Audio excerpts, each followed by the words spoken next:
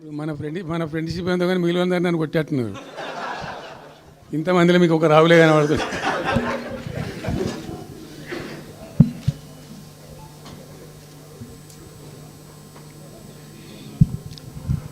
ఈరోజు ప్రధానంగా పార్టీ రాష్ట్ర కార్యవర్గం, TRS LP, TRS parliamentary party, మిగతా విస్తృతంగా వచ్చినటువంటి నాయకులందరితో కలిపి సమావేశం పెట్టుకున్నాం.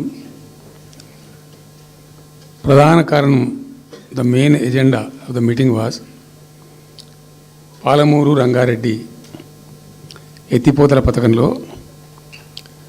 ఈ రాష్ట్ర ప్రభుత్వం మరియు కేంద్ర ప్రభుత్వం కలిసి తెలంగాణకు చేస్తున్నటువంటి ద్రోహం, తెలంగాణకు తలపెట్టినటువంటి దుర్మార్గమైనటువంటి విధానం మీదనే చర్చ జరిగింది. దీని కథ ఏంటంటే చాలామందికి తెలియదు, అవగాహన కూడా ఉండదు. కొత్త తరం వాళ్ళకైతే అసలు తెలియదు. ద రీజన్ వై ఈజ్ సమైక్య ఆంధ్రప్రదేశ్లో అత్యంత దారుణమైనటువంటి వివక్షకు గురైన జిల్లా పాత మహబూబ్ నగర్ జిల్లా. చాలా చాలా దారుణానికి. రీజన్ ఏంటంటే వనరులు లేక కాదు, వసతులు లేక కాదు. కృష్ణానది ప్రవేశిస్తుందే మహబూబ్ నగర్ జిల్లాలో.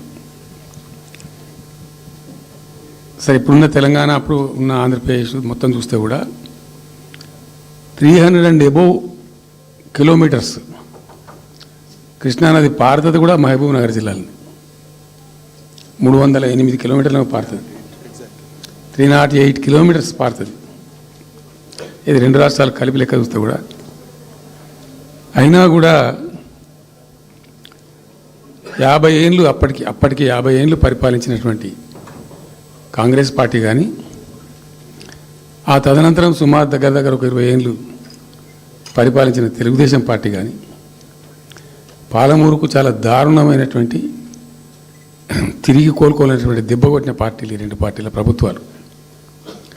ఇది లోకమందరికి తెలుసు. ఆ జిల్లా యాక్చువల్లీ అప్పర్ కృష్ణా ప్రాజెక్టు, భీమా ప్రాజెక్టు, తుంగభద్ర ఎడమ కాలువ ప్రాజెక్టు, దాని ద్వారా ఆనాటికి అన్ని ఫైల్స్ ఉన్నాయి, రికార్డ్స్ ఉన్నాయి. ఏదో ఒకటి స్టోరీ కాదు. 174 టీఎంసీలు నీళ్ళు పాలమూరు రంగారెడ్డి జిల్లాకు రావాల్సి ఉండే. పాలమూరు జిల్లాకు ఆనాటి ప్రతిపాదిత ప్రాజెక్టుల ప్రకారం రావాల్సి ఉండే. ఆంధ్రప్రదేశే ఏర్పాటే తెలంగాణ పాలిట పెనుశాపం. కొంతమందికి నచ్చదు, కానీ పెనుశాపంగా పరిణమించింది ఆంధ్రప్రదేశ్ రాష్ట్ర ఏర్పాటు. మొత్తం తెలంగాణకు, అందులో మోర్ స్పెసిఫికల్లీ మహబూబ్ నగర్ జిల్లాకు జరిగినటువంటి తీవ్రమైనటువంటి అన్యాయం. ఎస్ఆర్సి యాక్ట్ అంటే స్టేట్ రీఆర్గనైజేషన్ యాక్టు స్పష్టంగా చెప్తుంది, ప్రతిపాదించబడి ఆల్రెడీ శాంక్షన్ అయ్యి జరుగుతుండే ప్రాజెక్టులు, కంటెంప్లేట్ చేసి ఉన్న ప్రాజెక్టులు, వాటిని మార్చకూడదు, అవి కొనసాగించాలి.